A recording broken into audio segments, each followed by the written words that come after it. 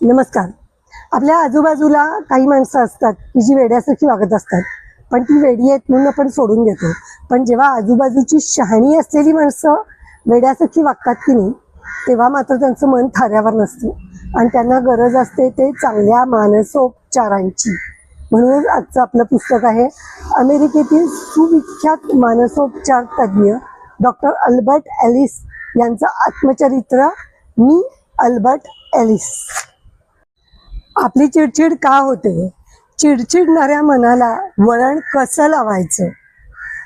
घटना, व्यक्ती आणि आयुष्य कसं स्वीकारायचं यासाठी आणि संपूर्ण आयुष्य आनंदी बनवण्यासाठी एकदा तरी वाचायलाच हवं अमेरिकेचे सुविख्यात मानसोपचार तज्ज्ञ डॉक्टर अल्बर्ट एलिस यांचं आत्मचरित्र,